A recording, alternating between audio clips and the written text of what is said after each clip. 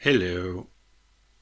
Right, I've read all the comments this morning and tidied up, and I've had quite a big think about what's what and who's who at the zoo.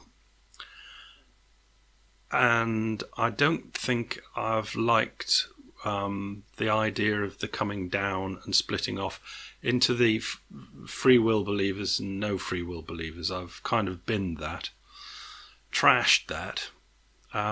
So I went up and thought, well, what was the top of that? And that was the internals and the externals at the top. And I still think that's a valid designation for peoples. It certainly is a split off, but I think it's a sub designation. I don't think it should be at the top. So I kind of had I sat here and squeezed neurons to make a really genius thing come out. Nothing genius came out, but I'm still thinking that internals and externals, although it's good, I'm still very happy with it. I'm happy with it at the moment. I don't think it should be the top designation, but I couldn't think what should be. So I kind of thought, well, what is at the top? If it's not the designation of diversification of people, what is it? And obviously, it must be something to do with the reading stroke watching I've done lately. But I think the top thing certainly is Buddha from 2,500 years ago, saying that life is suffering. I think that's the top thing. It's the top thing that a religious type person's said, and I think it's the top thing a philosopher sort of person has said, and I think it's the basis of just about everything. So I think it kind of deserves to be at the top as the most important bit of information that we can know when we come to talking about this sort of thing. You don't need it to play football, but for this sort of talk, I think life is suffering is the most important bit of information that you can have. So, because that's just a bit of it's a bold statement, but it's a bit of a bald statement as well, as in with no justification, no extra props, no extra information to justify it. It's a bit bold on its own. I think it's right, but it's only right because other bits of information has been looked at and found to support it. And I don't think you have to really go very far in the supporting of it. You just have to stay in Buddhism. I know if you don't like Buddhism, I think there are plenty of philosophers that have stayed with the Buddhism and or redone it themselves. Its desires is the next kind of thing down as the reasoning for life being suffering. It is our desires that make us suffer. And again, you can drop down and justify that, because again, you can say that's a bit bald, that needs a bit more justification. But this, I can just go down and down and putting out justifications, but I think we'll kind of stop there. Life is suffering, and we suffer because of our desires. And I think okay, we'll go to a philosophy, the will to live, the will to life, that we are set up. As I said, we are at the end of a huge long chain of survivors. We are set up to want to do everything that we can to survive, at least survive and reproduce. But at basis, fundamentals, survive. And that's apparently in philosophy called the will to live, or life, life, I think. But there's a huge problem with that, is that we won't survive. We won't live forever. We will die. And there's everything else, that whatever we have the latitude to go around desiring all sorts of things, but probably won't get them. And the crucial thing is that we can do nothing about it. We can't do anything about the fact that we're going to die. We can't do anything about the fact that we will go round. This is why monks became monks, presumably. We will go round desiring things, whether we say that we want to or not. And it gets to a philosophical level of, we can say that we don't want to desire things, so we can say, I desire not to desire things, which is obviously a desire, and where most all religions and philosophies fall down or come up against that brick wall.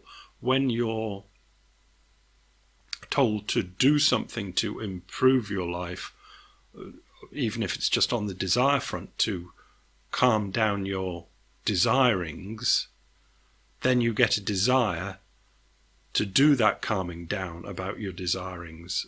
It's kind of a channel that everything has to go through, and it is that channeling that it's just inevitable, and we will desire, and that desire will cause us suffering. Now, we can talk about suffering being too harsh a word, but and I'd be quite prepared to, because it is quite a harsh word, but it is meant to be a word that covers everything about life. So we could call it discomfort or discontent, but it's also got to cover suffering, what people mean by suffering, which is part of life. So it's got to be one word that's got to have quite a range of descriptions, and suffering seems to be it. I'd be happy to go with discontentment, uncontentment, something, whatever the word for contentment is.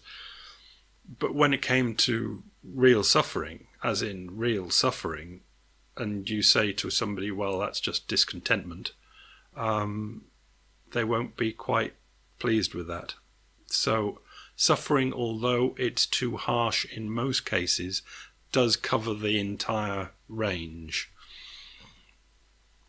And I think if we want a designation, we can come to internals and externals later. We can come to free will later. But I'm just thinking of changing the...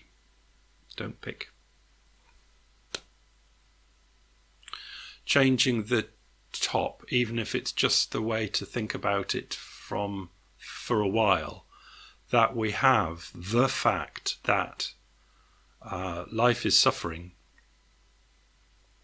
and there's nothing we can do about it, because the desire to do something about it is just another desire, and there's just no way around it. There's nothing we can do. We are totally and utterly stuck.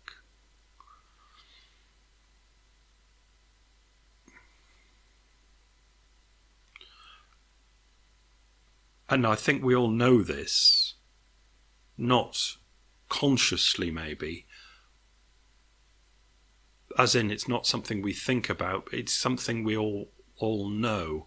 And then we can come down to deciding who and how gets round it by not thinking about it. Because we could say, the people accept it. Say, yes, life is suffering. Then you get the people in the middle that say, yes, but, which is most people. I mean, if we're going to have a bell curve, I think would be people be yes, but no. I think there'd be quite a lot on the no. Life is not suffering, because I think there are lots of. I could call it denial. I'm happy to call it denial, because I think it is denial. Because I think life is suffering. Because even if you're not suffering, when we say life is suffering, that does not mean I am suffering. It means that I can see an overallness of life, and it's not that marvellous. But there are lots of people that say, like I used to say, life is shit. They will say, first they point straight back at you and me and say, well, your life might be shit, but mine's fine, thank you very much. And then the others. So we've got the people that say, yes, I can see life is shit. There are people that say, yes, but diddly diddly bit. And there are actually people that say, no, life is not shit. Life is not suffering. And I think that's not a bad restart for a designation at the top of splitting people off. Yes, life is suffering. Yes, life is suffering, but, and then no, life is not suffering, because we can look at people's, I think I'd call them delusions on this side, when they say no, life isn't suffering. What they probably mean is my life's just about all right at the moment. And we'll find out maybe what people mean by yes, life is suffering, but what are the buts? And then there's the normal ones on this side that say, yeah, life is suffering and we're just absolutely and totally stuck with it. And there's nothing we can do about it. And then we can look on to find, although there is the horrible trick of if you want to do something about it, it is another desire.